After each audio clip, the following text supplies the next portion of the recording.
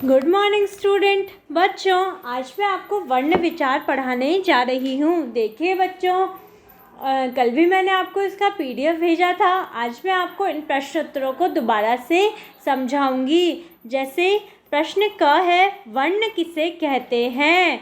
तो देखो, वर्ण क्या है कि भाषा की वह सबसे छोटी इकाई जिसके टुकड़े नहीं किए जा सकते वर्ण कहलाती है। किसे कहते हैं?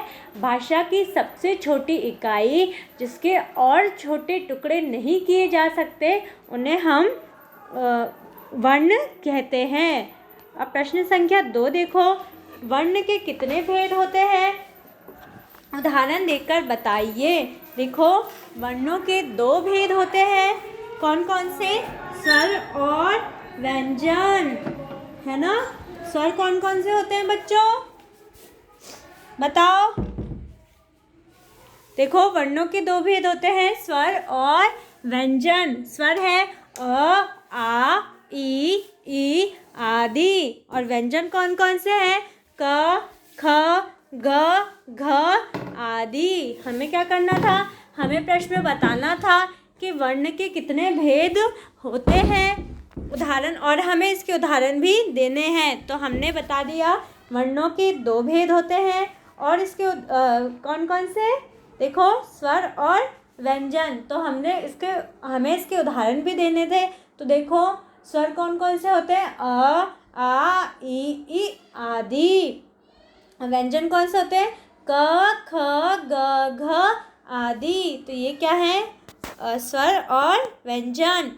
अब देखो, प्रश्न संख्या 3 है, अन्य वर्णों का विस्तार से वर्णन कीजिए। जो अन्य वर्ण है उसका आपको विस्तार से वर्णन करना है, यानी जो अन्य इसके अलावा वर्ण है उनको आपको विस्तार से बताना है, पूरा अच्छे से। विस्तार मतलब बहुत बड़े रूप में या फिर बहुत पूरा अच्छे से पूरा समझाना है, ठीक है। देखो बच्चों, अयोग्यवाह। देखो, 11 स्वरों और 55 व्यंजनों के अतिरिक्त हिंदी में कुछ ऐसे वर्ण भी हैं जो ना तो स्वर है और ना ही व्यंजन। इन्हें हम अयोग्यवाह कहते हैं। किसके अलावा? 11 जो स्वर हैं और जो 35 व्यंजन हैं, उनके अलावा हिंदी में क्या होते हैं? कुछ ऐसे वर्ण भी हैं जो ना तो स्वर है और ना ही व्यंजन, और इन्हें हम अयोग्यवाह कहते हैं। और ये क्या होते हैं? अन्य वर्ण। देखो, ये संख्या में कितने होते हैं? 3 है। कौन कौन से? अनुस्वार यानी अंग, अनुनासिक यानी अंग मतलब अ और अ पे चंद्र बिंदु, और विसर्ग यानी अह। ठीक है, ये क्या है? ये इन्हें हम अयोग्यवाह कहते हैं। अब देखो, अब इनके बारे में भी हम विस्तार से पढ़ते हैं। अनुस्वार जो अंग होता है इसे हम अनुस्वार कहते हैं, ठीक है। इसका चिन्ह क्या होता है? देखो, सिर्फ ये डॉट सा एक मतलब बिंदी लगाकर इसका अनुस्वार का चिन्ह होता है। इसे कहाँ लगाते हैं? इसे व्यंजन के ऊपर लगाते हैं। जैसे देखो, ग व्यंजन पे क्या लगाया है? अनुस्वार लगाया है, तो हम इसको किस प्रकार बोलेंगे? गंग। और ग पे फिर आखिरी मात्रा तो गा, मिलकर क्या होगा? गंगा। अगला देखिए, शंख। तो देखो, गंगा और शंख आदि।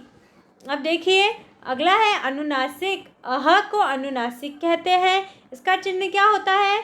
चांद सा बनाकर और इस पे एक डॉट सा लगा देते हैं, इसलिए हम इसे क्या, इसकी आकृति कैसी होती है?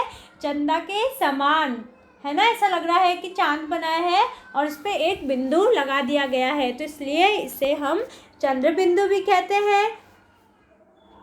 इससे भी क्या करते हैं? व्यंजन के ऊपर लगाया जाता है। इससे भी क्या? व्यंजन के ऊपर लगाते हैं। जैसे सा व्यंजन पे लगाएंगे चंद्र बिंदु तो क्या होगा? सांप। और गा व्यंजन पे लगाएंगे तो क्या होगा? गांव आदि, है ना। अब अगला देखिए, अगला क्या है? विसर्ग। तो विसर्ग क्या होता है? अ और इसके पीछे 2 बिंदी, तो अह। इसको क्या पढ़ते हैं हम? अह को विसर्ग कहते हैं। इसका चिन्ह कुछ इस प्रकार का होता है, देखिए, और ये व्यंजन के आगे लगता है, जैसे अतः, है ना, प्रातः आदि। ये क्या है? विसर्ग। अब देखो, अब हम पढ़ेंगे संयुक्त व्यंजन कौन से हैं, उदाहरण सहित समझाइए। संयुक्त व्यंजन क्या होते हैं कि जब हम दो व्यंजनों को मिलाकर कोई तीसरा व्यंजन में लिखते हैं तो उसे हम संयुक्त व्यंजन कहते हैं। तो संयुक्त व्यंजन क्या होते हैं? दो व्यंजनों से मिलकर बनने वाले व्यंजन को हम संयुक्त व्यंजन कहते हैं। ठीक है, उदाहरण देखो, श कौन कौन से व्यंजन से मिलकर बनता है? क और श संयुक्त व्यंजन। त्र कौन कौन से व्यंजन से मिलकर बनता है? त और र व्यंजन। ठीक है, किससे मिलकर बनता है? त और र। तो ये क्या है? श और त्र क्या है? संयुक्त व्यंजन। क्यों? क्योंकि ये दो व्यंजनों से मिलकर बने हैं। अब अगला देखिए, मात्रा किसे कहते हैं? प्रत्येक स्वर की मात्रा लिखिए, है ना। देखो, स्वरों को लिखने के लिए जो चिन्ह बनाए जाते हैं उन्हें हम मात्रा कहते हैं। कभी कभी नहीं बच्चों, क्या होता है कि हम जब कोई भी अक्षर लिखते हैं तो उसमें हमें क्या करना पड़ता है? हमें उसमें कुछ चिन्ह लगाने पड़ते हैं। इन चिन्हों को हम क्या कहते हैं? मात्रा कहते हैं। क्योंकि हर जगह हम स्वर को उसके मूल रूप में नहीं लिख सकते, हमें किसी जगह उसका जो चिन्ह होते हैं उसका भी इस्तेमाल करना होता है। ज़्यादातर स्वरों को क्या करते हैं? स्वरों का मूल रूप में उपयोग ना करके उनके चिन्हों का ही उपयोग किया जाता है। जैसे अब ये देखो, क्या है? स्वर और उनकी मात्रा। देखो, जो अ है उसकी कोई भी मात्रा नहीं होती है, क्योंकि अ स्वर हर व्यंजन है उसके साथ में मिला हुआ होता है। आ की मात्रा देखो इस प्रकार होती है, ई की मात्रा, इक की मात्रा, ई की मात्रा, ऊ की मात्रा, ऊ की मात्रा। अब देखो,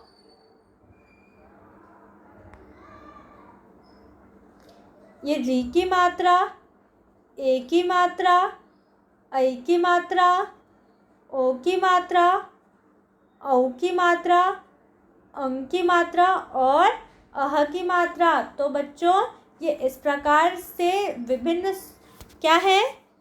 इधर देखो, ये तो स्वर है और ये उनकी मात्राएं। तो आपको ये कॉपी में करना है और इन्हें समझना है। धन्यवाद।